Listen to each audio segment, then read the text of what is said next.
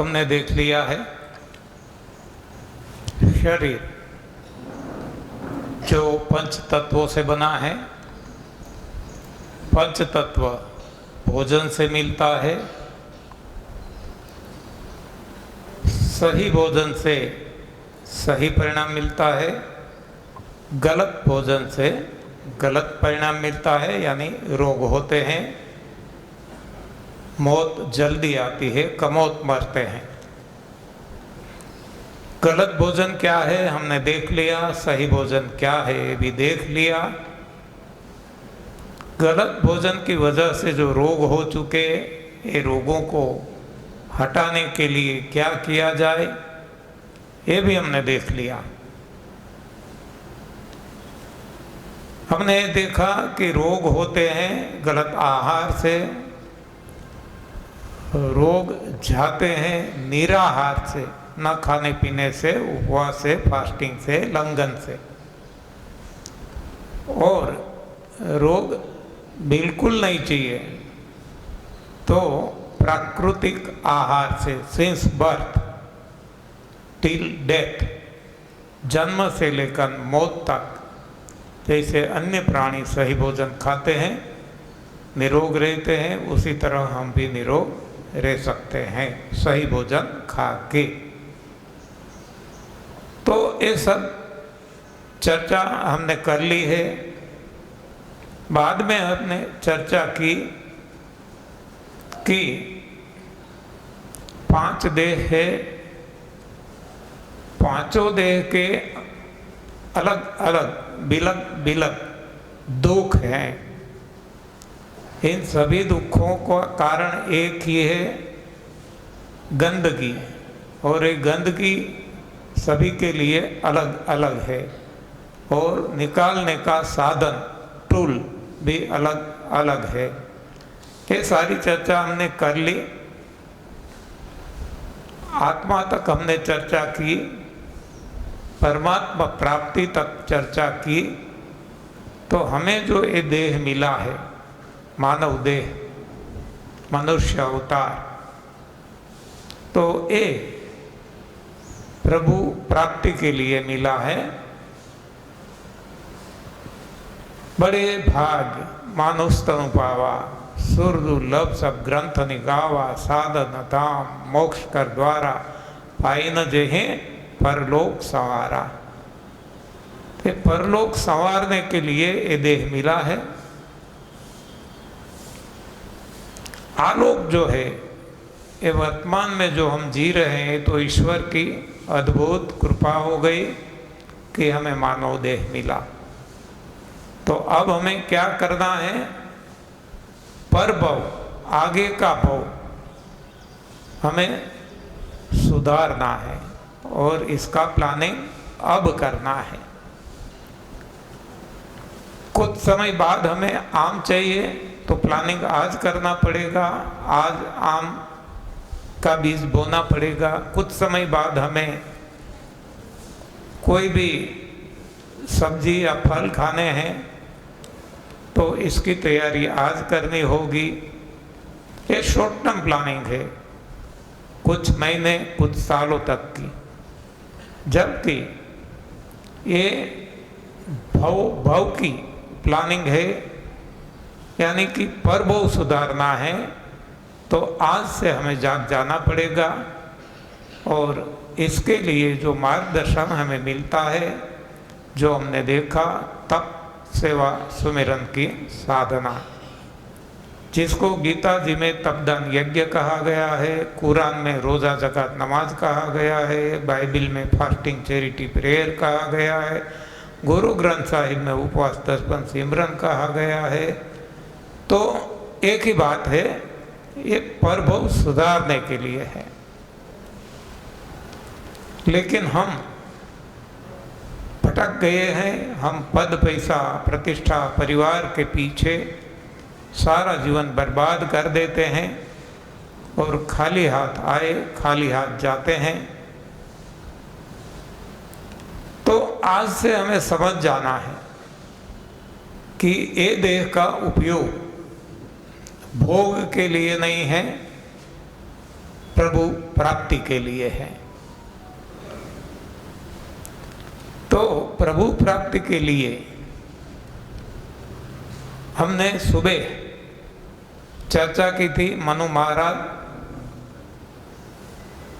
माता पार्वती की और ध्रुव जी की। इन सभी ने प्रभु को प्राप्त किया, संसार को छोड़ दिया, जंगल में चले गए और धीरे धीरे धीरे क्रमशः भारी से हल्का भोजन लेके अंत में हल्का भोजन भी छोड़ दिया, खाना छोड़ दिया, हवा भी छोड़ दी। तब उनको आकाशवाणी सुनाई देती है। तो जो उनको मिला वो हमें भी मिल सकता है। मान लो हम वहाँ तक नहीं जाना चाहते हैं, जाना चाहते तो आज भी जा सकते हैं। आकाशवाणी आज भी चालू है। आकाशवाणी 24 घंटे और 24/7 कहते हैं ना, ये चालू है। तो हर किसी को वो तब सुनाई देगी जब वो खुद को मनु महाराज या तो माता पार्वती या तो ध्रुव जी की कक्षा में ले जाए, तो अवश्य आकाशवाणी हमें भी सुनाई देगी। जैसे हम देखते हैं कि आकाशवाणी आज भी चालू है। आकाशवाणी अहमदाबाद, आकाशवाणी बड़ौदा, आकाशवाणी राजकोट, ऐसी बहुत, शायद सूरत में भी है, मुझे पता नहीं, चाहे बहुत सारी है, BBC, ये वो, ये तो चालू है 24 आवर्स एंड ऑलवेज। फिर भी हमें सुनाई नहीं देती। क्यों नहीं सुनाई देती है? क्योंकि हमारे पास रेडियो नहीं है। रेडियो भी है, आज हर किसी के जेब में मोबाइल है, मोबाइल में रेडियो है, लेकिन रेडियो है तो हमने इसको ऑन नहीं किया है। पावर सप्लाई देना पड़ेगा ना। ऑन करने से भी आकाशवाणी सुनाई नहीं देगी, तो क्या करना पड़ेगा?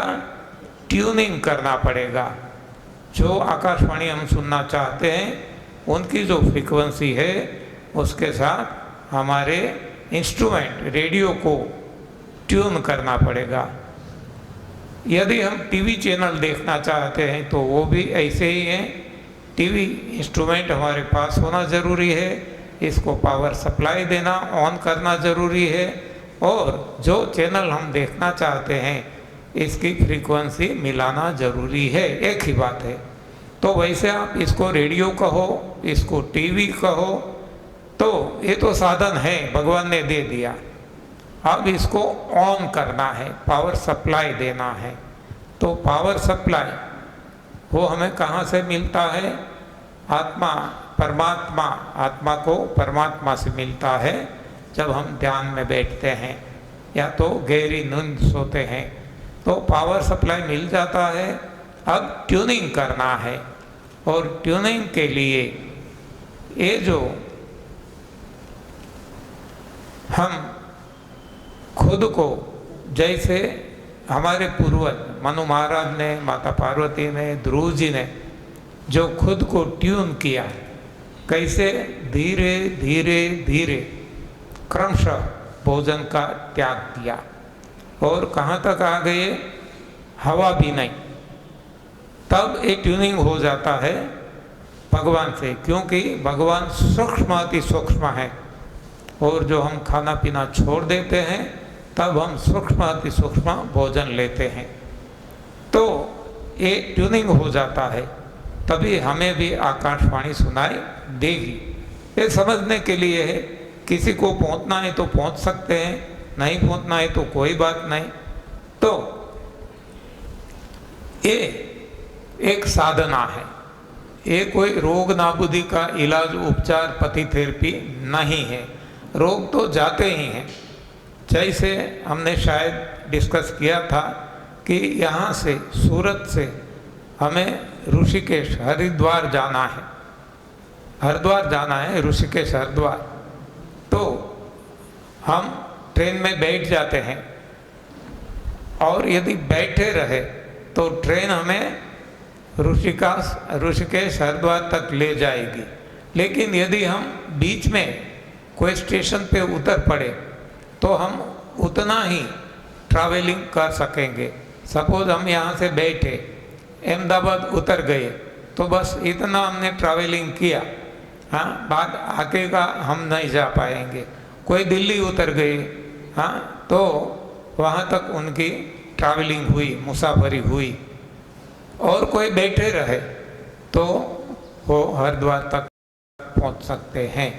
तो इसी तरह एक साधना है, एक ट्रेन है, जहाँ सबसे पहला स्टेशन आता है स्वास्थ्य का। कोई स्वास्थ्य मिल जाए, डायबिटीज़ हट जाए, बीपी हट जाए, माइग्रेन हट जाए, जो भी है हट जाए, संतुष्ट हो जाए तो वो आगे नहीं बढ़ सकेंगे। अब जिसको आगे जाना है तो दूसरा स्टेशन आएगा शक्ति। स्वास्थ्य के बाद शक्ति, इंद्रियों में शक्ति भर जाएगी, अपने आप शक्ति प्रकट होगी। अभी भी बैठे रहे, यानी कि इस यात्रा पे चालू रहे, छोड़े नहीं और आगे बढ़े, हाँ, और थोड़ा थोड़ा थोड़ा थोड़ा छोड़ते जाए तो अब आनंद, मौज, मजा, मस्ती मिलने लगेगी। हाँ, जिसको हम अखंड आनंद कहे, निजानंद कहे, सहजानंद कहे, नित्यानंद कहे, मुक्तानंद कहे, प्रेमानंद कहे, हाँ, कोई भी, वो आनंद की प्राप्ति होगी। तो ये तीसरा स्टेशन है। चौथा स्टेशन है बुद्धि में ज्ञान प्रकट होगा। आज तक हम जिसको ज्ञान मानते हैं वो अज्ञान है, ज्ञान नहीं है। तो ये ज्ञान अपने आप प्रकट होगा, ये चौथा स्टेशन है। पांचवा स्टेशन है प्रेम, सबसे बड़ी प्रेम सगाई। अब हमें सभी में, चाहे सजीव हो निर्जीव हो, बस केवल ईश्वर ही ईश्वर दिखाई पड़ेंगे। तो सभी जगह में प्रेम प्रेम, हाँ, प्रेम मिलेगा और ये प्रेममय दुनिया लगने लगेगी। अभी भी बैठे रहें तो हम खुद की आत्मा को पहचान पाएंगे। आज हम आत्मा को पहचानते नहीं हैं, केवल मानते हैं, हमें पता नहीं है आत्मा क्या है। तो ये साधना में आगे बढ़ेंगे तो आत्मा को पहचान सकेंगे। आपको मालूम होगा, एक अनपढ़ स्त्री हो गई, नाम था गंगा सती, भावनगर डिस्ट्रिक्ट में, गुजरात में। तो उन्होंने भी बताया है कि आत्मा ने ओळख्या विना रे बहुना फेरा नहीं रे टळे रे जी। तो आत्मा की पहचान कैसे होती है? ये तप सेवा सुमिरन की साधना से होती है। तो आत्मा की पहचान हो गई। आत्मा परमात्मा का एक अंश है। आत्मा अंश है, परमात्मा अंशी है। यानी कि अब हमें परमात्मा की पहचान भी हो जाती है। अब हमें परमात्मामय जगत दिखने लगता है। हाँ, हम अनुभूति कर सकते हैं, एहसास कर सकते हैं। तो ये स्टेप बाय स्टेप, यानी कहना क्या है कि यदि हम साधना में आगे बढ़ते रहे, केवल उधर नहीं रहना है, आज जो करते हैं वहाँ तक सीमित नहीं करना है, धीरे धीरे धीरे आगे बढ़ना है, भोजन को छोड़ना है और भजन बढ़ाना है, तभी हम परमात्मा तक पहुँच सकेंगे। जैसे हमारे पूर्वज मनु महाराज, ये सभी ने परमात्मा प्राप्त किया, तो हम भी कर सकते हैं। तो इसके लिए ये धीरे धीरे धीरे धीरे क्रमशः भोजन का त्याग करना पड़ेगा और भजन को बढ़ाना होगा। भजन अपने आप बढ़ेगा। जैसे जैसे भोजन कम होता जाएगा, भजन अपने आप बढ़ने लगेगा। तो इसको एरिथमेटिक टर्म में हम कहते हैं कि भजन इज इनवर्सली प्रोपोर्शनेट टू भोजन। हाँ, जैसे भोजन कम होता है वजन बढ़ता है, जैसे भोजन बढ़ता है वजन कम होता है। तो हमें वजन को बढ़ाना है प्रभु प्राप्ति के लिए, तो भोजन कम करना होगा जो हमारे बस में है। हाँ, हम कर सकते हैं। जितना हम भोजन कम करेंगे उतनी हमारी भजन बढ़ती जाएगी। ये मैं बार बार दोहराता हूँ कि अनुभव का विषय है, ये कोई कथा वार्ता नहीं है। ये जब अनुभव होगा तब पता चलेगा। तो अब हम देखते हैं कि भोजन तो हमने देख लिया कि जब कोई रोगी है, हाँ, जिसको डायबिटीज है, बीपी है, माइग्रेन है, कोई भी शारीरिक समस्या है, इसको हम रोग कहते हैं। तो ये रोगी के लिए क्या करना है, आज तक हमने ये डिस्कस किया है। तो रोगी के लिए क्या करना है, रोग हटाने के लिए? अरे वेरी गुड, गुड गुड, बस सो सिंपल। सफाई पे ध्यान देना है। जब तक शरीर में रोग है हमें सफाई पे ध्यान देना है। सफाई कैसे की जाती है हमें पता है। अब रोग निकल गए तो हमें अब हमारी दिनचर्या क्या होनी चाहिए? अब रोग नहीं है, रोग थे, निकल गए, हमने सफाई करके हटा दिए। बाद में हमारी भोजन प्रथा कौन सी होनी चाहिए? जैसे अन्य प्राणी जीते हैं 84 लाख योनि, यानी कि अपना भोजन, इसके अलावा कोई भोजन नहीं और इसकी कोई प्रक्रिया नहीं करनी है। तो अपना भोजन क्या है अब हम समझते हैं, वो है कंद मूल फल पत्ती और पानी, या तो कहे तो पत्रम पुष्पम फलम तोयम, एक ही बात है, प्लांट बेस्ड फूड, वो हमारा भोजन है। इसके अलावा कुछ नहीं खाना है और इसको न आग पे चढ़ाना है, न मरी मसाला स्पाइसेस डालना है। जैसा प्रकृति ने, नेचर ने, भगवान ने दिया उसी स्वरूप में खाना है। इसको हम क्या कहेंगे? आदर्श भोजन प्रथा। मालूम हो गया? एक है रोगी की भोजन प्रथा जिसमें सफाई पे जोर देना है, दूसरी है आदर्श भोजन प्रथा कि वहाँ अब सफाई की जरूरत नहीं है, सफाई अपने आप होती रहेगी जितनी आवश्यक है, ये भगवान ने व्यवस्था की है। तो अब जो प्रकृति ने दिया वही रूप में खाएंगे, इसको कोई प्रक्रिया नहीं करेंगे और इसके अलावा कुछ नहीं खाएंगे, तब इसको कहा जाता है आदर्श भोजन प्रथा, आइडियल डाइट सिस्टम। ये हो गया। अब हम अच्छी तरह से जानते हैं कि संसार में रहते हैं, शादी ब्याह में जाना पड़ता है,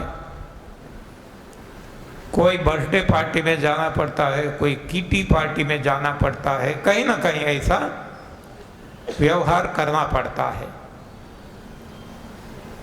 तो ये संसार में रहते हैं तो सभी के साथ कदम मिलाना पड़ता है। तो हम क्या करें कि जो आदर्श भोजन प्रथा है इसमें थोड़ी सी छूटछाट ले लें। कौन सी छूटछाट? कि एक बार पकाया हुआ भोजन खाए, हाँ, एक बार। और ये कब खाए? रात को। आज तक हमने क्या उल्टा सुना है कि उठने के साथ हेवी ब्रेकफास्ट, राजा जैसा भोजन, दोपहर में जो लंच लिया जाता है मीडियम व्यापारी जैसा, और रात को जो लिया जाता है वो हल्का सा भिखारी जैसा।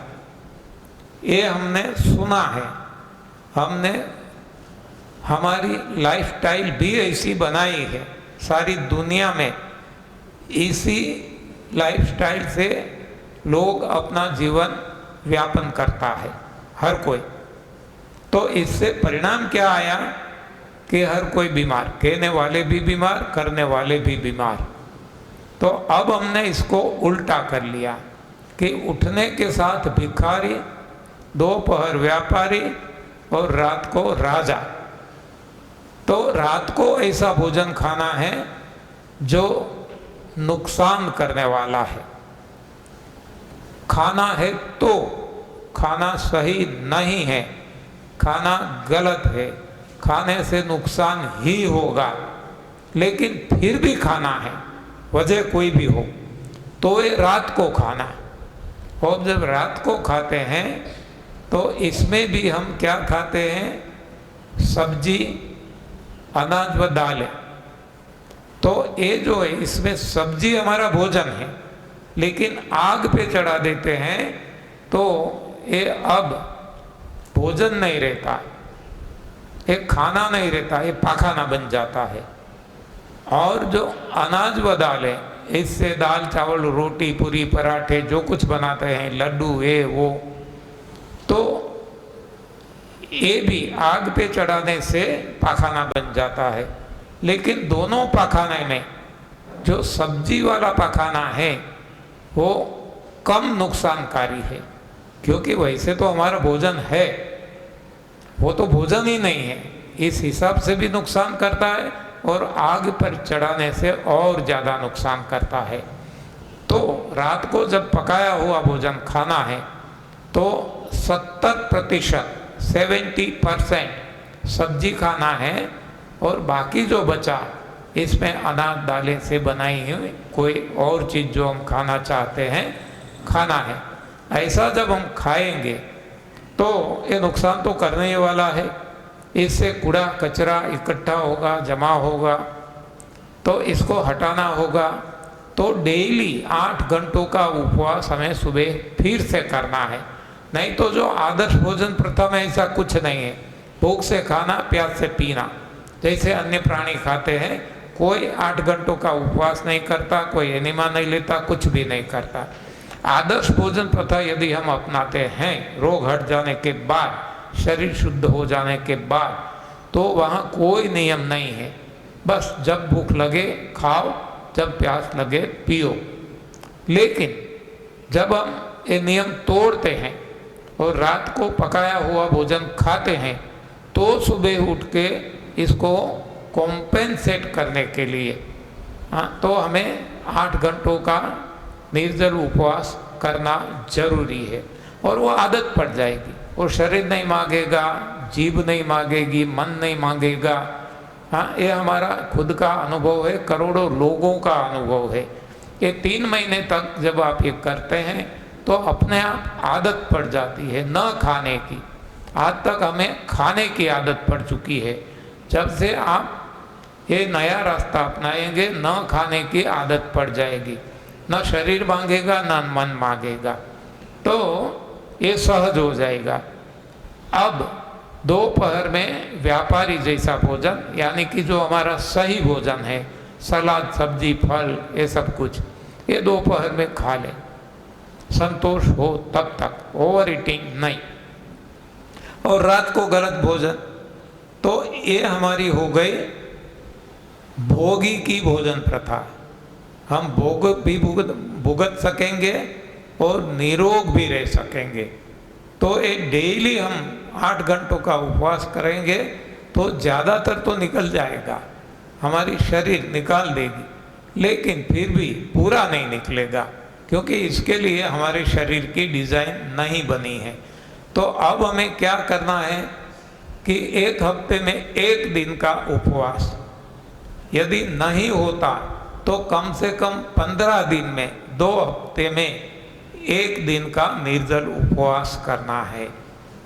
और जब भी हम उपवास करते हैं, यहीं भी जब आप बोलते हैं कि इसके लिए क्या उपवास, इसके लिए उपवास, इसके लिए उपवास, तो उपवास के साथ संजीवनी, और जब उपवास छोड़ते हैं तब रेचक रस, ये जुड़ा हुआ है।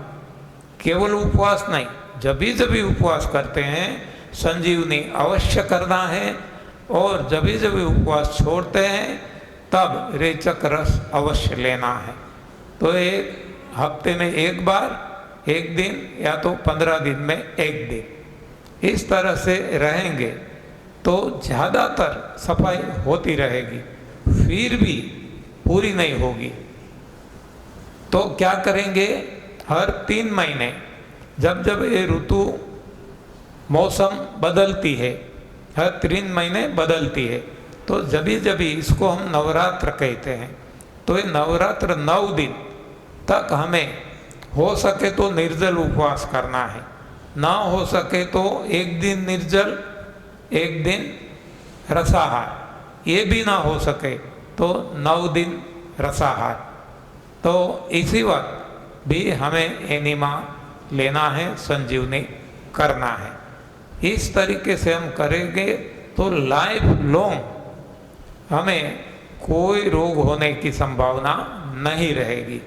और मान लो कोई भी वजह से रोग भी आ ही गया तो अब हमें पता है कि लंघनम परम औषधम, हम अन्य प्राणी की तरह लंघन कर लेंगे तो कोरोना तो क्या, ओमिक्रॉन तो क्या, चिकनगुनिया, कोई भी रोग है, हाँ शायद वो आ भी गए तो भी अपने आप निकल जाएंगे, चले जाएंगे। डॉक्टर के पास जाने की ज़रूरत नहीं पड़ेगी, कोई दवाई लेने की ज़रूरत नहीं पड़ेगी।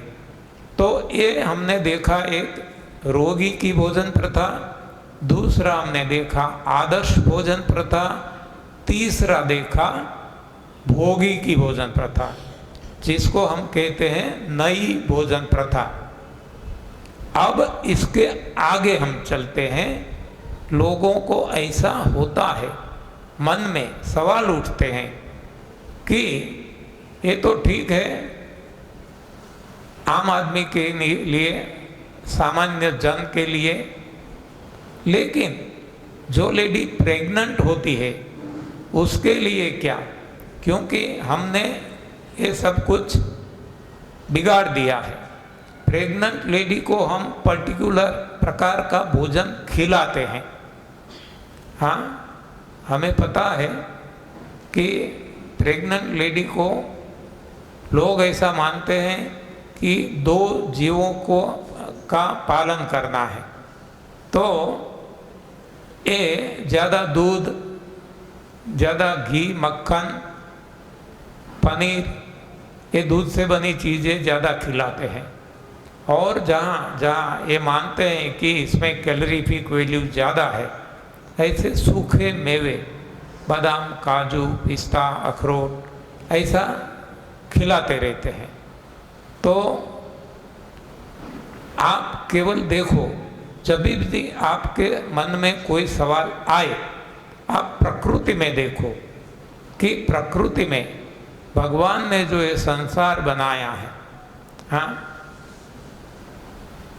दुनिया बनाने वाले काहे को दुनिया बनाई, तूने काहे को दुनिया बनाई।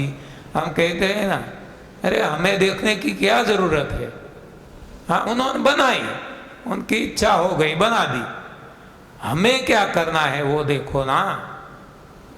हाँ, हमें और किसी की देखने की क्या जरूरत है। हम जहाँ जाता, मैं जाता हूँ ना जहीं एक सवाल ऐसा भी उठता है, आपकी दिनचर्या क्या है बताओ।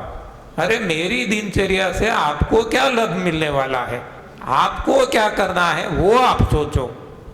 हाँ, मैं तो जहर पी लूंगा, मर जाऊंगा, हाँ, लेकिन आपको जहर नहीं पीना है। हाँ, हमें अमर बनना है।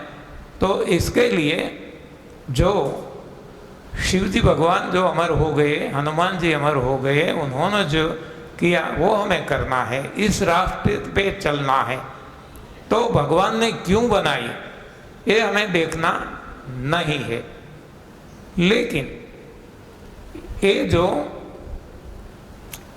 हमारी ये देखना है कि भगवान ने जो सृष्टि बनाई, सृष्टि में 84 लाख योनियां बनाई, इसमें ग्रुप्स बना दिए और पर्टिकुलर ग्रुप के लिए पर्टिकुलर भोजन बनाया और भोजन के हिसाब से देह बनाए, शरीर बनाए। तो हमारे लिए भगवान ने क्या बनाया वो हमें देखना है। तो हमारे लिए जो भगवान राम ने खाकर दिखाया, कंद मूल फल पत्ती और पानी, बस ये हमारा भोजन है। अब आप देखो कि प्रेग्नेंट लेडी की बात है, तो सीता माता जी भी प्रेग्नेंट हुई थी, हाँ, तो उन्होंने क्या खाया था हर किसी को पता है। उनके भोजन में कोई परिवर्तन लाए थे? हाँ, वो जंगल में रहती थी और जो प्लांट बेस्ड फूड मिलता था वही आश्रम में मिलता था, वो खाती थी। उसी तरह आप देखो 84 लाख योनियां हैं। गाय ले लो, भैंस ले लो, ये भगवान ने जो सृष्टि बनाई इसमें एक नर और मादा, हर कोई सृष्टि में, हर कोई योनि में नर मादा दोनों बनाए हैं। तो मादा, हर कोई मादा प्रेग्नेंट होती है। तो ये कोई भी मादा ले लो, हाँ, ये इसका भोजन कुछ बदल जाता है क्या?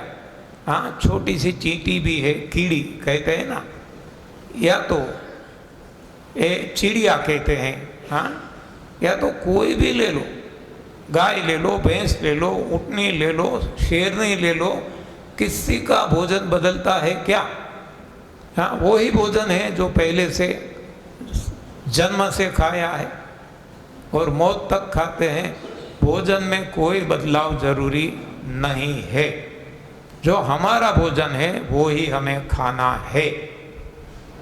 तो यदि हम आदर्श भोजन खाते हैं जो भगवान ने इंसान के लिए बनाया, ये यदि खाते हैं, तो मैंने आपको बताया कि वहाँ लंघन करने की ज़रूरत नहीं है, एनिमा लेने की ज़रूरत नहीं है, कुछ भी खास तौर पे करने की आवश्यकता नहीं है। जो हमारा भोजन है भूख लगने से खाना है, प्यास से पीना है, सो सिंपल। तो एक प्रेग्नेंट लेडी के लिए भी आदर्श भोजन प्रथा जरूरी है। यदि वो खुद आदर्श भोजन प्रथा अपनाएगी तो जो भीतर पेट में बालक पल रहा है वो भी आदर्श बनेगा, वो निरोग, उसका जन्म होगा, सिजेरियन नहीं करना पड़ेगा, नेचुरल डिलीवरी होगी। और वो कैसे होंगे बाल बच्चे हमारे, संतान हमारे? जैसे माता सीता ने सही भोजन खाया, नेचुरल प्राकृतिक खाया, और भगवान राम ने भी वैसा ही भोजन खाया, हस्बैंड वाइफ दोनों ने वो खाया, तो उनके संतान कैसे हुए? लव और कुश। आप देखो, हाँ, कितने बलवान, कितने बुद्धिमान। हाँ, तो हम भी यदि ऐसी संतान चाहते हैं तो हमें भी आदर्श भोजन प्रथा ही अपनाना है। जितना इसमें हम नियम का भंग करेंगे उतना हमें दंड मिलेगा। यानी कि हमारी संतति है, हमारे संतान हैं, इतने कमजोर पैदा होंगे। तो प्रेग्नेंट लेडी के लिए वो ही आहार है जिसको हम आदर्श भोजन कहते हैं। और यदि वो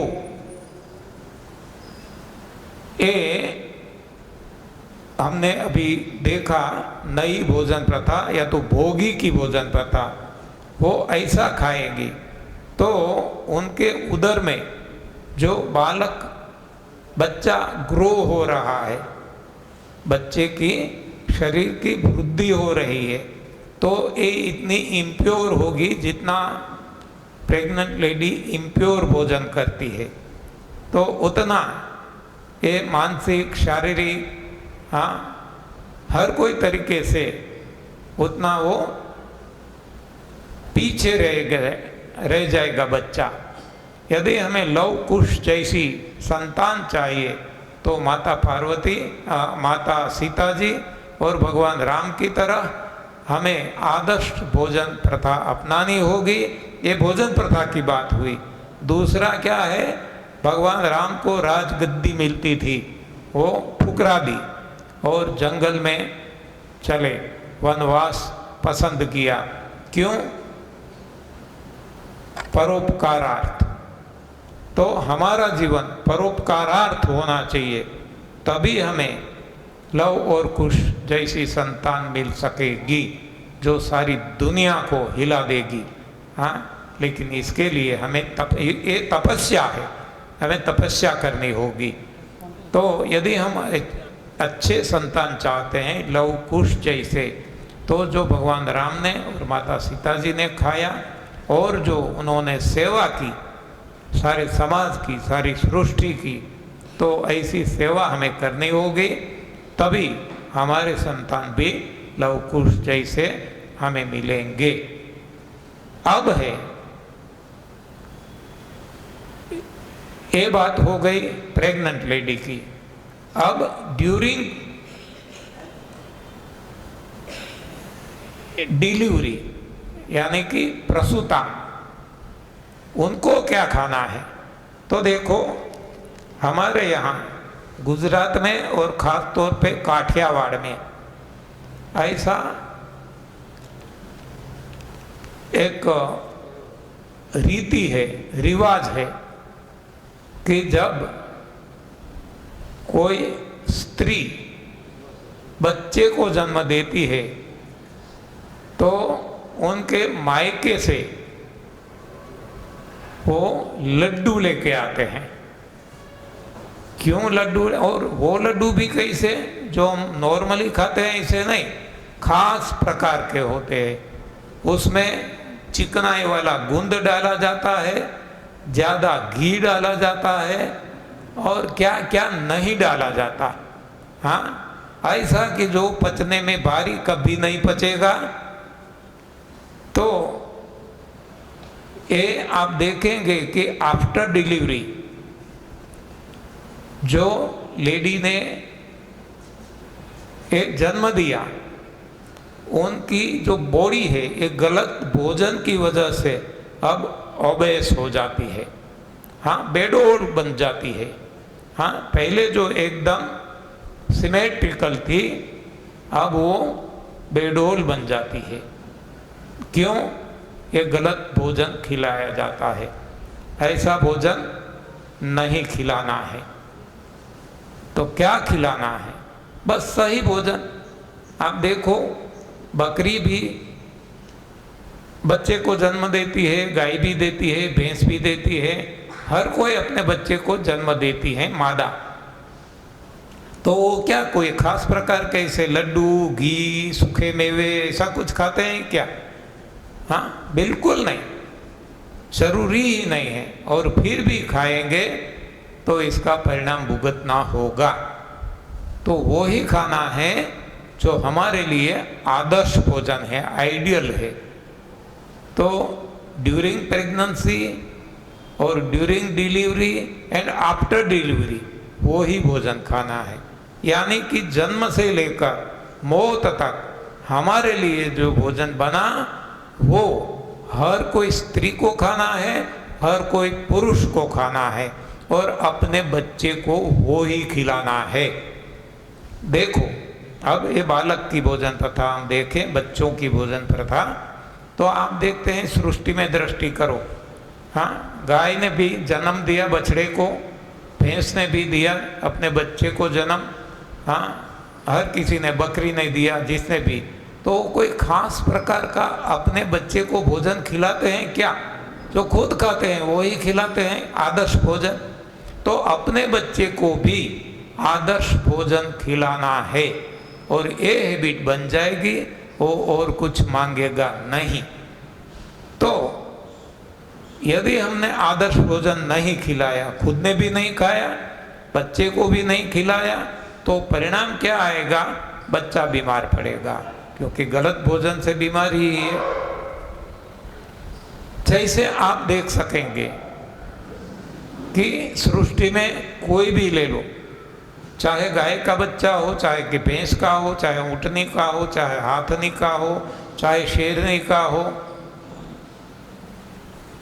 इसके साथ तुलना करो हमारे बच्चे, इंसान के बच्चे। आप देखेंगे इंसान के बच्चे को बार बार बार बार डॉक्टर के पास लेके जाना पड़ेगा। क्यों? क्योंकि उसको बार बार सर्दी होती है, जुकाम होता है, खांसी आती है, बुखार होता है, हाँ, ये सब कुछ होता रहता है। दस्त होते हैं, उल्टी होती है, सर दर्द होता है। क्यों होता है? एक तो माता पिता ने गलत आहार खाया है, तो आनुवंशिक ये असर करेगा। दूसरा, बच्चे को हम गलत भोजन खिलाते हैं, तो इसका असर भी इस पे पड़ेगा। अब इतना ये बार बार खांसी, जुकाम, बुखार ये सब होता रहेगा, तो शरीर का जो ग्रोथ होना चाहिए वो ग्रोथ नहीं हो पाएगा। ये ग्रोथ जो है, इसकी जो स्पीड है, गति है, वो धीमी पड़ जाएगी। तो यदि हम हमारे बच्चे को अच्छी तरह से उसका लालन पालन करना चाहते हैं, हम देखना चाहते हैं कि हमारे बच्चे बीमार न पड़े, तो हमें खुद सही भोजन खाना है, आदर्श भोजन खाना है, और हमारे बच्चे को भी सिंस बर्थ सही भोजन खिलाना है। तो ये बच्चे की भोजन प्रथा हो गई। जब तक माँ को दूध भगवान देते हैं, तब तक बच्चे को केवल और केवल दूध देना है, दूध के अलावा कुछ भी नहीं। और जब दांत आ जाते हैं और वो चबाने के लायक हो जाते हैं, तब और यहाँ दूध बंद कर देते हैं भगवान, तो बाद में और किसी का दूध नहीं पिलाना है। उनको केवल और केवल एक कंदमूल, फल, पत्ती और पानी खिलाना है, जिसको हम आदर्श भोजन कहते हैं। तो ये अब हो गया रोगी की भोजन प्रथा, आदर्श भोजन प्रथा, भोगी की भोजन प्रथा, प्रेग्नेंट लेडी की भोजन प्रथा। ये जो डिलीवरी वक्त यानी कि प्रसूता की भोजन प्रथा, बाद में बच्चा का जन्म हुआ तो बच्चे की भोजन प्रथा, ये सब कुछ हमने देख लिया, ये हमारे लिए है। अब इससे आगे चले तो है योगी की भोजन प्रथा। हमें योगी नहीं बनना है, तो योगी की भोजन प्रथा है। ये योगी वो है जो ये संसार छोड़ देते हैं, चाहे यहाँ रहे संसार में, फिर भी उनकी इच्छा आसक्ति हट जाती है, वो जल कमलवत रहते हैं। जैसे जनक जी का उदाहरण है। हाँ, जनक राजा हो गए ना, तो ये संसार में रहते हुए भी सन्यासी थे। जनक, उनका नाम भी विदेही कहा गया। तो उसी तरह भी हम संसार में रहते हुए सन्यासी का जीवन जी सकते हैं। तो वहाँ खाने के लिए आदर्श भोजन प्रथा है, ये योगियों की भोजन प्रथा है। अब प्रभु प्राप्ति के लिए आगे बढ़ना है, तब वो आती है त्यागी की भोजन प्रथा। अब वो धीरे धीरे धीरे भोजन को त्याग करते हैं। जैसे सुबह हमने देखा था, ये हमारे पूर्वज मनु महाराज और शत्रुपा माता जी, उन्होंने धीरे धीरे धीरे भोजन का त्याग किया, तब वो कहलाते हैं त्यागी। तो ये त्यागी की भोजन प्रथा है। तो ये सारी भोजन प्रथा, जहाँ हमें कहाँ तक जाना है, ये हमें खुद को तय करना है। तो हमने भगवान राम की भोजन प्रथा देखी, कंद मूल फल पत्ती और पानी। भगवान श्री कृष्ण ने भी वही बताया है, पत्रम पुष्पम फलम तोयम। अब हम देखते हैं शिव जी की भोजन प्रथा। हाँ, शिव जी ने क्या खाया ये देखो, मुझे भी मालूम नहीं है, मैंने कहीं पढ़ा भी नहीं है, शिव जी का दर्शन भी हमने नहीं किया है, वो क्या खाते हैं हमें पता नहीं है। लेकिन एक बार हम शबरी के आश्रम में गए थे, पंपा सरोवर। तो वहाँ के लोग जो है शिवपंथी है, तो एक सारा ग्रुप आया था। तो शिव जी के हिसाब से उनको समझाएंगे तो ज़्यादा अच्छा रहेगा। कोई साइंटिस्ट है तो साइंस के हिसाब से समझाना पड़ता है, कोई धार्मिक है तो धर्म के हिसाब से समझाना पड़ता है, शास्त्रों के आधार से। तो उनको हमने पूछा कि शिव जी का भोजन क्या था, तो वो सोच में पड़ गए। वो तो हमें पता नहीं है, इतना ही नहीं, हमने आज तक सोचा भी नहीं। हम शिवपंथी है, फिर भी शिव जी ने क्या खाया कभी नहीं सोचा। उन्होंने तुरंत अपने गुरुजी को फोन लगाया, गुरुजी से पूछा कि एक ऐसा सवाल आया है, हम उलझन में पड़ गए हैं, आप बताओ कि शिव जी का भोजन क्या था। तो गुरुजी कहते हैं वो तो मुझे भी पता नहीं, मैंने भी आज तक ऐसा कुछ सोचा नहीं। हाँ, शिव जी का भोजन मालूम नहीं।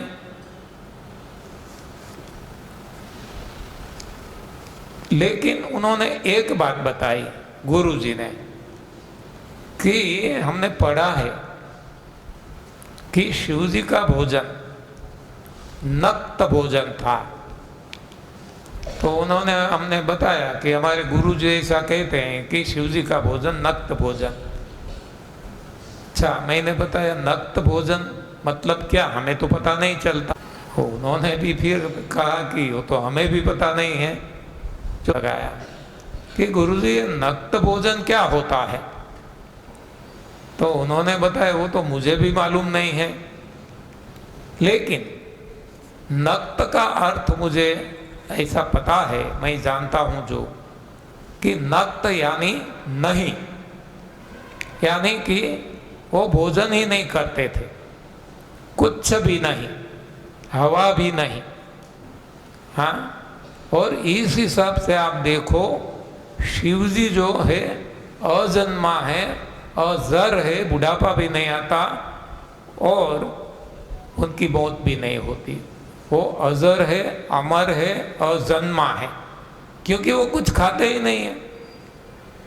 जब हम खाते हैं तब शक्ति खर्च होती है, तो खाने से मौत जल्दी होती है। जितना गलत खाते हैं, जितना भारी खाते हैं, उतना मौत जल्दी आएगी, और जितना हल्का खाएंगे उतना ये हमारा जो आयु है ये लंबी होगी। और यदि कुछ भी नहीं खाएंगे तो हमारी मौत कभी नहीं होगी, हम अमर हो जाएंगे। हाँ, इसके आधार से हम कह सकते हैं। तो अब भोजन के प्रकार भी हम देख लें तो हमने दो प्रकार देखे भोजन के। एक प्रकार है सही भोजन, जिसको हम आदर्श भोजन कहते हैं। कंद मूल फल पत्ती और पानी, पत्रम पुष्पम फलम तोयम, या तो सलाद सब्जी फल, ये सही भोजन है। गलत भोजन क्या है, इसके अलावा जो कुछ है गलत भोजन है। तो ये हमने समझ लिया। अब सही भोजन में भी हम प्रकार लगा सकते हैं। देखो, सारी सृष्टि में हम सब मानव है, इंसान है, लेकिन हर कोई इंसान एक से नहीं है। हाँ, वैसे एक से है। स्ट्रक्चरल तरीके से देखो तो हर किसी को एक नाक है, दो आँख है, दो कान है, दो हाथ है, दो पैर है। हाँ, वैसे एक से है, लेकिन जो गुण है सभी के तीन प्रकार लगाए गए हैं। कौन से तीन? एक है उत्तम, दूसरा है मध्यम, तीसरा है कनिष्ठ। उत्तम कौन है? जो औरों के लिए जीता है, हाँ, जिसको हम संत कहते हैं। तो संत का जीवन है वो उत्तम है, उत्तम कोटि का। मध्यम कौन है? हमारे जैसे लोग। उनके गुण कैसे हैं कि जो खुद के लिए जीते हैं, थोड़ा सा औरों के लिए जीते हैं। हाँ, जिसको हम संत कहते हैं, ऋषि महात्मा कहते हैं, वो खुद के लिए बिल्कुल नहीं जीते, औरों के लिए ही जीते हैं, जबकि हमारे जैसे जो आम आदमी है, आम आदमी पार्टी की बात नहीं करता, हाँ, हमारे जैसे आम आदमी, तो वो खुद के लिए ज़्यादा जीते हैं, औरों के लिए कम जीते हैं। तो ये है मध्यम प्रकार के इंसान। अब थर्ड, तीसरे प्रकार के, उत्तम, मध्यम और कनिष्ठ। कनिष्ठ किसको कहेंगे?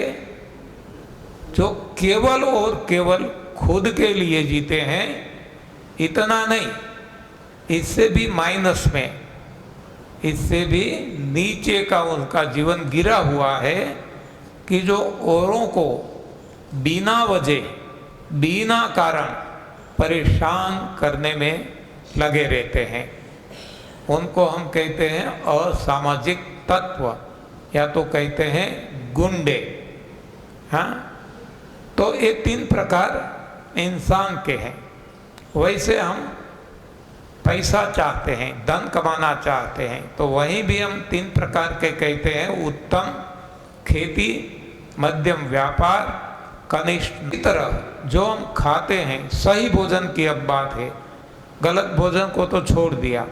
सही भोजन यानी पत्रम पुष्पम फलम तोयम, सही भोजन यानी कंद मूल फल फूल पत्ती और पानी। सही भोजन यानी सलाद सब्जी फूल और पानी। तो इस सही भोजन में भी तीन प्रकार हैं। तो इसमें हम देखते हैं कि ये कौन से आधार से हमने तीन प्रकार बनाए हैं। तो वहाँ है श्रीमद् भगवद गीता में, जो सुबह मैंने आपको बताया था, अध्याय 17 श्लोक 8 में, जो रसयुक्त आहार, इसको आयु बढ़ाने वाला, बल बुद्धि बढ़ाने वाला, सुख संपत्ति बढ़ाने वाला कहा गया है। यानी कि रसयुक्त आहार जो है वो उत्तम आहार है। उत्तम में रसयुक्त आहार यानी रस पे जोर दिया गया है। अब हम देखते हैं मध्यम। मध्यम भोजन वो है कि जहाँ रस है लेकिन मात्रा कम है, रस की मात्रा कम है, जो गुद्देदार है, जो दलदार है। ऐसे कौन से हैं? फल में देखे तो पपीता, चीकू, केले, सेब, ऐसे बहुत सारे फल। वैसे ही सब्जी में, सलाद में ये हम देख सकते हैं जहाँ रस की मात्रा है लेकिन कम है। तो ये मध्यम प्रकार का भोजन है। अब हम देखें आगे कि जहाँ रस की मात्रा ही नहीं है, रस बिल्कुल नहीं है, ऐसा जो भोजन है इसको कनिष्ठ भोजन कहा जाता है। तो ऐसा भोजन कौन सा है? आप देखेंगे काजू, बादाम, पिस्ता, अखरोट, ऐसे जो है सूखे मेवे, उनका नाम ही सूखा मेवा है, जो सूखा है, जिसमें रस बिल्कुल नहीं है, जीरो, जीरो ही नहीं, जैसे हमने यहाँ देखा था, हाँ, गुंडों में, कि वो जीरो नहीं लेकिन माइनस में है। हाँ, औरों को परेशान करते हैं बिना वजह, बिना कारण। तो उसी तरह यहाँ भी ये जो सूखे मेवे है, जीरो रस है वो तो ठीक है, लेकिन माइनस में है कि रस की जगह ऑयल आ गया, तेल आ गया। तो ये तेल है, ये परेशान करता है, हमें नुकसान करता है, चाहे अंदर भी डाले तो भी, चाहे बाहर लगाए तो भी। यानी कि तेल मालिश करते हैं तो भी नुकसान करेगा, यहाँ हेयर ऑयल लगाएंगे तो भी नुकसान करेगा, और यदि हम खाएंगे तो भी नुकसान करेगा। क्यों? एक तो वो ऑयल जो है चिकनाई वाला है, कहीं भी वो लगाते हैं वो छिद्र को बंद कर देते हैं। ये करोड़ों छिद्र भगवान ने चमड़ी में, त्वचा में क्यों दिए हैं? क्यों? अंदर का जो टॉक्सिन है, ये टॉक्सिन को हटाने के लिए पसीने के द्वारा। अब ये छिद्र बंद हो जाते हैं, ऑयल लगाते हैं तो, कोई ऐसा क्रीम लगाते हैं, कोई भी ऑयली, तो ये छिद्र बंद हो जाते हैं। तो अब क्या होता है, जो टॉक्सिन निकल रहा था, टॉक्सिन निकालने के लिए ये छिद्र दिए गए थे, ये बंद हो जाते हैं, तो अब टॉक्सिन नहीं निकल पाता। तो अब क्या होगा, वो सारा टॉक्सिन शरीर के भीतर जमा रहता जाएगा और धीरे धीरे धीरे बढ़ता जाएगा, एक्यूमुलेट होता जाएगा, तो ये रोगों का कारण बन जाएगा। तो ऑयल मालिश, वैसे ही हेयर ऑयल, यहाँ जब हम ऑयल लगाते हैं तो यहाँ भी छिद्र है, ये भी चमड़ी है, तो ये बंद हो जाते हैं। तो इसके कारण हमें जो डेंड्रफ कहते हैं ना, वो खोड़ो गुजराती में डेंड्रफ, ऐसा होता है। इतना ही नहीं, ये हमारे बाल जड़ जाते हैं, हाँ, बाल जल्दी सफ़ेद भी हो जाते हैं, प्रीमेच्योर। तो बाहरी उपयोग तेल का इससे होती है, और अंदरूनी, अंदर जो ऑयल वाला कुछ खाते हैं, सूखे मेवे खाते हैं, तो वहीं भी ऑयल निकलेगा इसमें से। ये ऑयल जहाँ जहाँ जाएगा वहाँ ये छिद्र बंद करता जाएगा। अंदर भी ये जो भोजन को पचाने के लिए छिद्र और ये बाल जैसे फेम्ब्रिया कहते हैं, तो ये फेम्ब्रिया ऐसे इसकी गति रहती है 24 आवर्स। तो इसमें जो हम खाते हैं इसमें से वो शोषण होता है, चूसता है। तो अब ये ऑयल की वजह से वो चिपक जाते हैं, और इसके कारण वो अपना मूवमेंट अच्छी तरह से नहीं कर पाएगा, जिससे हमारी जो पाचन है वो कुप्रभावित होगा, जिससे कब्ज होगी, जिससे रोग होंगे। तो ये जो ऑयली है, सूखे मेवे, तो ये नुकसान करने वाला है। इस हिसाब से है हमारा भोजन, जैसे हमने देखा कि है वो मनुष्य ही, मानव ही है, इंसान ही है, लेकिन उनको इनमें इतने दुर्गुण भरे पड़े हैं कि बिना वजह, बिना कोई कारण किसी को परेशान ही करने में लगे रहते हैं। तो उसी तरह ये जो सूखे मेवे हैं वह है हमारे भोजन में ही आते हैं, क्योंकि वो फल है, सूखे हैं, तो इससे फायदा न होते हुए नुकसान होता है। तो ये भोजन को हम कनिष्ठ भोजन कह सकते हैं। और यदि तुलना करें इंसान के साथ, तो जो रसयुक्त आहार है वो ऋषि मुनि जैसे, ये परोपकारी जो कहते हैं संत जैसे हैं, जो कम रस वाले हैं, जिसको हम मध्यम कहते हैं, तो ये आम आदमी जैसे हैं, हमारे जैसे। और जो ये सूखे मेवे हैं वो गुंडे हैं। अब हमें किसका साथ लेना है ये हमें तय करना है। हाँ, ज़्यादातर हम पसंद करेंगे, किसको पसंद करेंगे? संत को पसंद करेंगे। लेकिन कभी कभार संत का काम नहीं चलता। हाँ, मान लो हमें कोई परेशान करता है, तो वहाँ संत कुछ नहीं कर पाएगा, वहाँ तो गुंडे के सामने गुंडा ही चाहिए। तो उस वक्त हमें गुंडे का सहारा भी लेना पड़े तो ले लेना, लेकिन बाकी बाद में हाथ जोड़ देना, उससे दूरी रखना।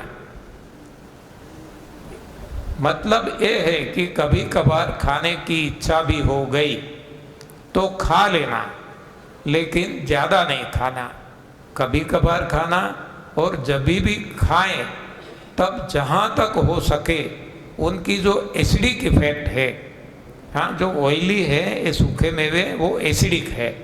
हमारा भोजन बेसिक यानी कि अल्केलाइन है, तो ये एसिडिक इफेक्ट जितना हो सके कम करना है, और ऑयल भी जितना हो सके निकाल देना है। ये कैसे होगा कि इसको हम पानी में भिगो के रखेंगे 6-8 घंटे, तो ये पानी में सब कुछ वो द्राव्य है निकल जाएगा, एसिड भी निकल जाएगा, ऑयल भी निकल जाएगा। अब आप इसको पीसेंगे चक्की में तो अब ऑयल नहीं निकलेगा, और एसिड की मात्रा भी कम हो जाएगी। तो जब भी खाने की इच्छा करती है तब इस तरह से 6-8 घंटे पानी में भिगोकर पानी को फेंक देना है, और बाद में खाना है, और वो भी कम से कम मात्रा में। अब हम देखते हैं कि जिसकी छाप ऐसी हो गई है, गुंडे, मानो हम कहते हैं वो पहले बहारवटिया हुआ करते थे काठियावाड़ में, हाँ, लेकिन उनके भी कोई गुण थे।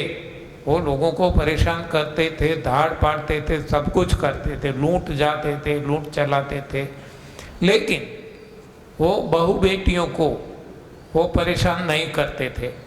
हाँ, उनके भी कोई सद्गुण भी थे। तो उसी तरह यहाँ सूखे मेवे में भी कोई सद्गुणी सूखे मेवे भी हैं। तो वो कौन से हैं कि जिसमें रस की मात्रा है, तेल की मात्रा नहीं है, ऐसे सूखे मेवे जो है खजूर, जो है अंजीर, जो है किशमिश, तो ऐसे सूखे मेवे, हाँ, जिसमें रस की मात्रा है, कम है लेकिन है, और वैसे स्वाद में भी मीठे हैं।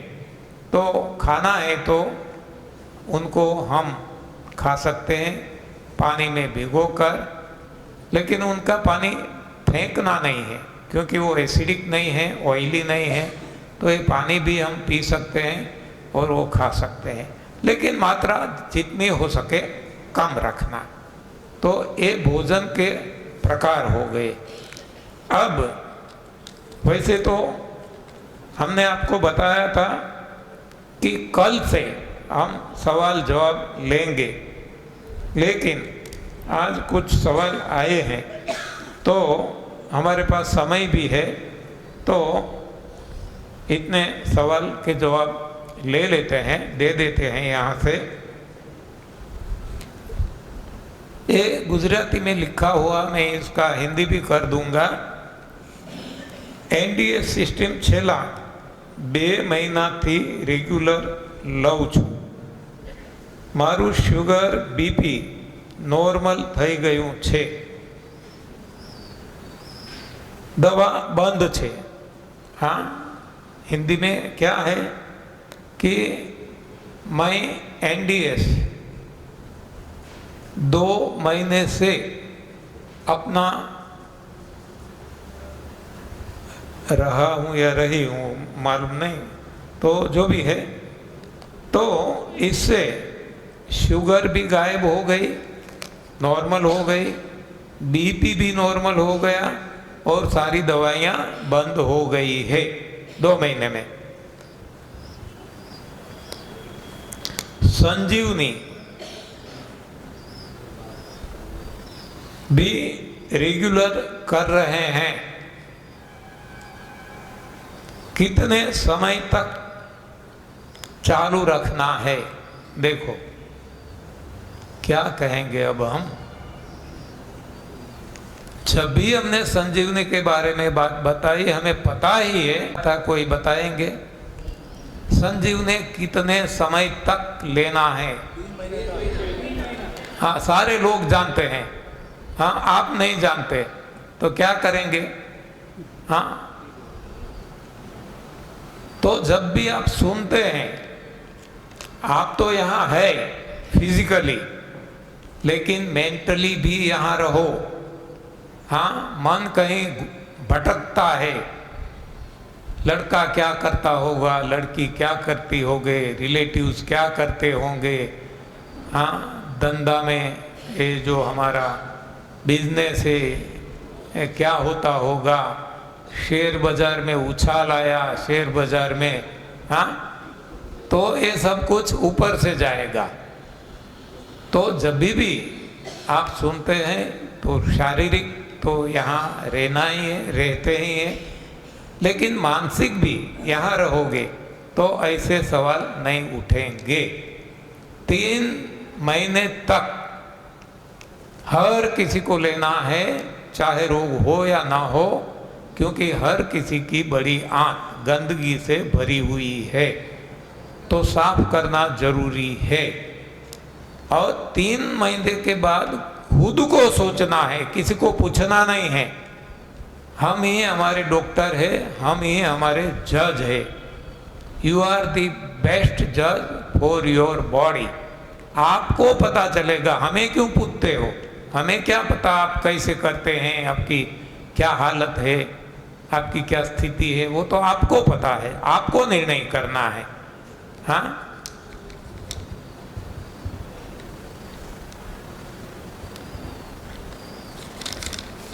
तो ये सारी बातें डिस्कस हो ही चुकी है।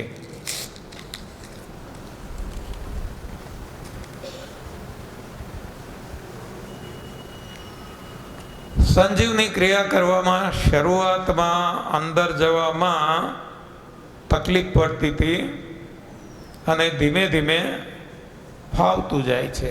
પ્રેક્ટિસ મેક્સ એ મેન પરફેક્ટ। हाँ, એવું જ હોય બધામાં। तो शुरू में संजीवनी क्रिया करने में वो थोड़ी दिक्कत होती थी, धीरे धीरे अपने आप वो ठीक हो चुका है। इसलिए हम कहते हैं practice makes a man perfect. हाँ, प्रैक्टिस करते रहना है। छेल्ला 3 મહિનાથી संजीवनी लઉં છું, પણ ગુદા માર્ગ પાસે પાઇલ્સ एक થયું છે, દુખાવો નથી, પણ ઉપાય શું? हाँ, यदि आप इसको एबनॉर्मल मानते हैं तो हमने कितनी बार रिपीट करके बताया है कि एनी एबनॉर्मालिटी, शारीरिक कोई भी समस्या, यदि आप पाइल्स को समस्या समझते हैं तो कोई भी समस्या के लिए समाधान केवल एक है, और वो कौन सी समाधान है?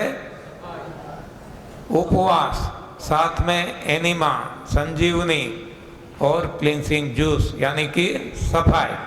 वो करते रहो, अपने आप ठीक हो जाएगा। क्यों ऐसे सवाल उठते हैं, आप समझ नहीं पाते। हाँ, कहना मुझे ठीक नहीं लगता, लेकिन कहना पड़ता है। क्यों? पहले दिन से हमने शुरुआत की है कि रोग चाहे कोई भी हो, रोग चाहे कितने भी हो, कारण एक ही है, गंदगी। इलाज एक ही है, सफाई। और जब आपको यहाँ से पूछा गया कि कौन सी दवाई वो है, तो कोई कहते हैं तुलसी, कोई कहते हैं हाँ एलोवेरा, कोई कहते हैं ये वो, क्या है सब कुछ। इसका मतलब ही है कि पानी फेर दिया आपने। हाँ, कितनी बार आपके मुंह से बुलवाया गया है। केवल हमने यहाँ से कहा है, आपने सुना, ऐसा नहीं है। आपके मुंह से मैंने खुद बुलवाया है कि डायबिटीज है तो क्या करेंगे, बीपी है तो क्या करेंगे, माइग्रेन है तो क्या करेंगे। हाँ, ऐसा कह कर आपको आपके मुंह से बुलवाया है। फिर भी जहाँ से आपकी यहाँ एग्जामिनेशन, कसौटी की जाती है, तब आप फेल हो जाते हैं। हाँ, कोई तुलसी का बताते हैं, कोई एलोवेरा बताते हैं, कोई कितना कितना बताया गया। हाँ, तब हमें लगता है कि आप फेल हो गए मतलब कि मैं फेल हो गया। हाँ, नहीं तो ऐसे जवाब कभी नहीं आते। जब भी स्कूल में कोई हायर ऑफिसर आते हैं तो कसौटी टीचर की नहीं ली जाती, कसौटी स्टूडेंट्स की ली जाती है। और स्टूडेंट्स कैसे जवाब देते हैं उस हिसाब से उनके टीचर का आलंकन किया जाता है कि ये टीचर कितना वो है, कैसे पढ़ाया है।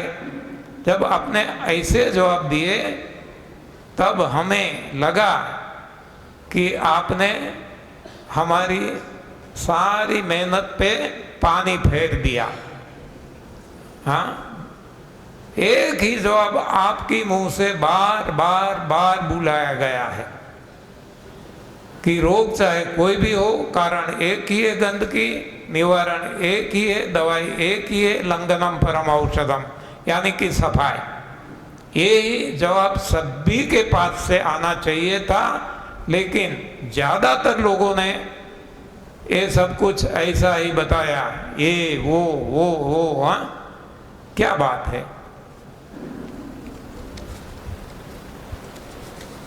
और ऐसे ही सवाल आप यहाँ भी पूछते हैं, आते हैं, तो आपने क्या सुना? हाँ, हम तो समझ रहे कि कुछ ना कुछ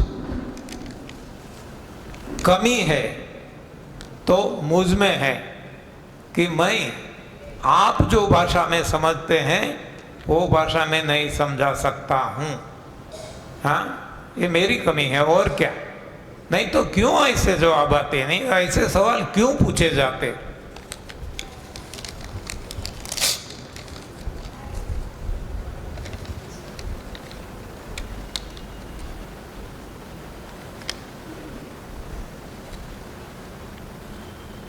जिसका वजन कुछ 90 kg ऐसा लिखा है, और किसको कोई उसको उम्र उनकी है 60 साल, 60 ईयर,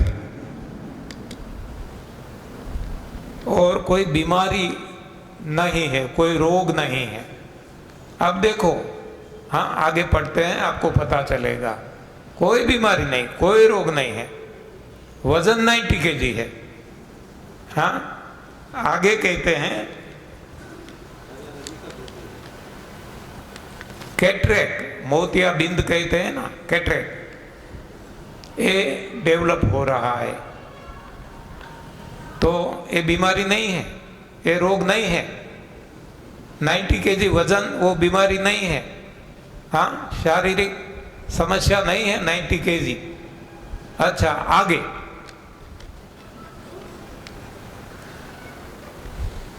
लेकिन दिन के वक्त में जब गाड़ी चलाते हैं तो नींद आने लगती है, ये बीमारी नहीं है। हाँ, ये रोग नहीं है। हाँ, क्या आप समझते हैं वो ही, क्या बताएं।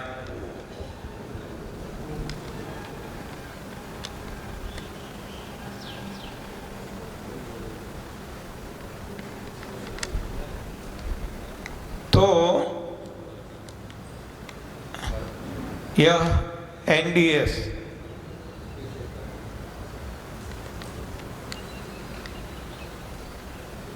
के लिए कोई मर्यादा, ऐसा समय मर्यादा, हाँ समय मर्यादा कोई है क्या? हाँ, हमने आपको बताया है कि एनडीएस कोई पथी थेरेपी नहीं है, ये कोई रोगों का इलाज नहीं है। एनडीएस एक लाइफ स्टाइल है, और लाइफ स्टाइल है जो लाइफ लॉन्ग है। हाँ, सो सिंपल। ऐसे सवाल उठना ये भी, हाँ, हम असमंजस में पड़ जाते हैं कि क्यों आपकी समझ में नहीं आता। 90 kg वेट को आप शारीरिक समस्या यानी कि रोग नहीं समझते, ड्राइविंग करते वक्त नींद आ जाती है, इसको भी रोग नहीं समझते। हाँ, कैटरेक्ट होने लगा, इसको भी रोग नहीं समझते। और एनडीएस में तो एनडीएस कोई रोगों की दवाई नहीं है, एनडीएस कोई पथी थेरेपी नहीं है। एनडीएस केवल और केवल सही लाइफ स्टाइल है।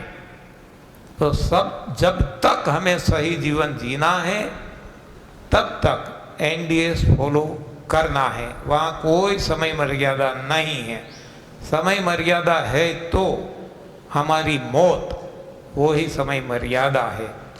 या तो फिर जब तक हम निरोग रहना चाहे, ये समय मर्यादा है।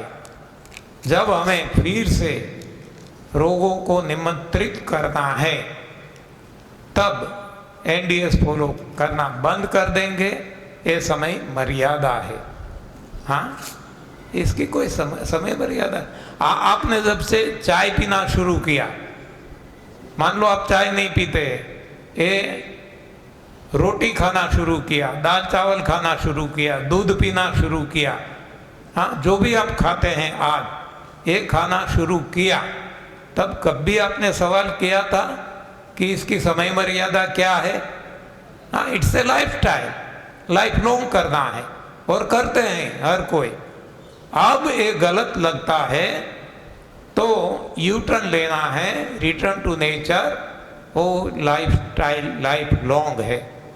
हाँ, तो जो सवाल थे वो मैंने बता दिए।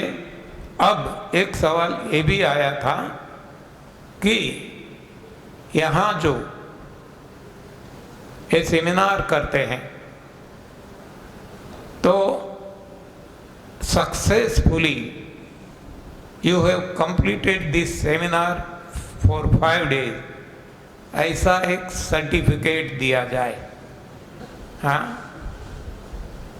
प्रयोग भी हमने कर लिया है, यहाँ से भी दिया था, नासिक से भी दिया था, लेकिन लीगली वो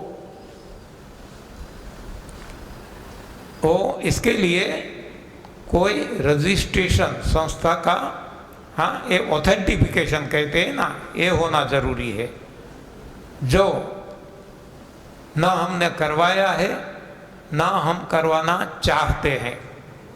इसलिए ऐसे कोई सर्टिफिकेट हम आपको नहीं दे सकते हैं, ना मैं दे सकता हूँ, ना कोई ऑर्गेनाइजर आपको दे सकेंगे।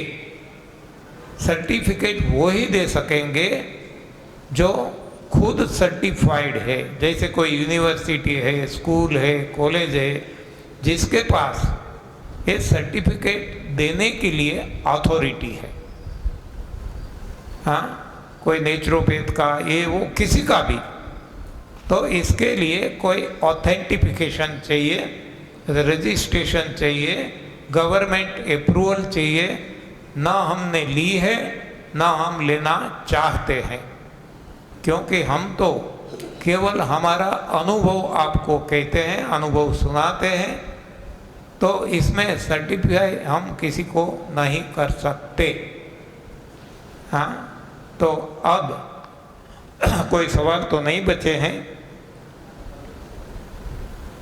7 मिनट अभी भी हमारे पास बाकी है, तो कोई अपना अनुभव सुनाना चाहेंगे कि आज तीसरा दिन कंप्लीट होने को है। हाँ, एक अनुभव पहले ही दिन डायबिटीज गायब 20 साल पुराना ये आया था, तो उसी तरह 2 दिन तो तीसरा दिन है। बहुत सारे लोगों को बहुत कुछ अनुभव हुआ होगा, तो जो आपको लगता है कि ये बताना जरूरी है, अच्छा है, सभी के लिए एक सेवा है, तो आप आके 7 मिनट हमारे पास है, तो 1 या 2 अनुभव, बाकी कल हमारे पास है, कल का समय परसों का भी है, इसमें आपके अनुभव लिए जाएंगे। आपकी जो सवाल है वो भी जितने सवाल आएंगे सभी के जवाब यहाँ से दिए जाएंगे। तो जितने भी सवाल मन में उठते हैं अवश्य आप लिख के यहाँ पहुँचा दो।